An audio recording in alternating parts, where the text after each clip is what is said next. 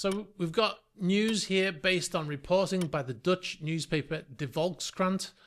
The Dutch Prosecution Service will prosecute the Dutch shipbuilder Damen shipyards, as well as the current and two former chairmen of the board. According to sources at the Public Prosecution Service, they are accused of bribery, money laundering, and the violation of sanctions against Russia. With this lawsuit, one of the icons of the Dutch defence industry is in danger of getting into more trouble. The indicted directors are the current chairman of the board, Arno Damen, and his father, who founded the family business in 1967 and is still chairman of the supervisory board. Another person is the chairman of the board between 2006 and 2019. He'll also be prosecuted. The decision to prosecute is the culmination of a 7-year investigation, according to this newspaper article. Last year, they looked at settling out of court, giving them a fine according to people involved. But then the company got into the news again for other reasons which were not particularly good, including maintaining of Russian shadow vessels at the shipyard facility in France. And the newspaper revealed new suspicions of bribery. Another newspaper also discovered that Damen had evaded sanctions imposed on Russia, and as a result, the negotiations to settle out of court were scrapped.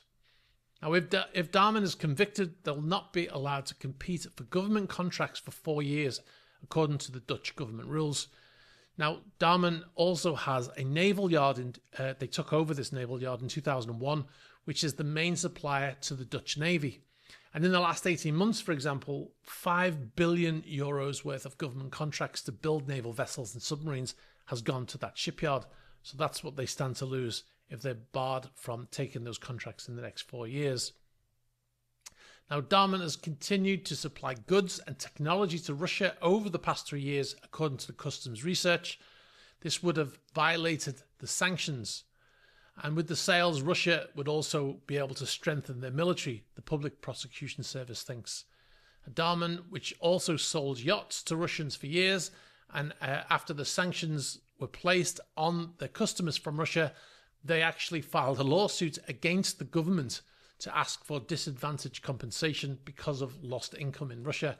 Now, if you remember last year when we were at the Monaco Yacht Show and Damen kicked us out of their booth at the Monaco Yacht Show, the reason for this was because of a yacht that they were building for a Russian owner, and they were building it with a company that got sanctioned in 2022, Imperial Yachts. They're now liquidated, and the CEO of that company, Evgeny Kochman, they were both sanctioned, and obviously that build had to stop.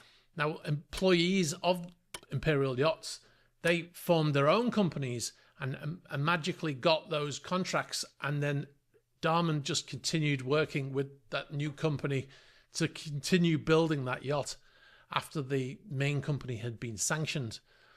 So she was a little bit upset that we'd reported on that at the time, and that was the reason why she kicked us out. Now, last year, going back to the article, last year, 3 whistleblowers who spoke to the newspaper said that there was no moral compass at Damen. Those who turned to the chairman of the board with ethical objections met with incomprehension, they told them. Integrity is a luxury we cannot afford, he told them.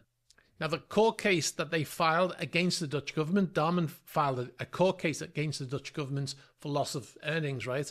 That lawsuit was suddenly abandoned just before the publication of this story in the Dutch newspaper.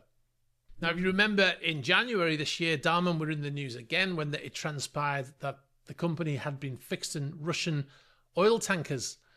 Damen shipyards were repairing Russian ice-class tankers and offering them dry dock facilities, enabling Russia to continue moving gas through the Arctic despite Western sanctions.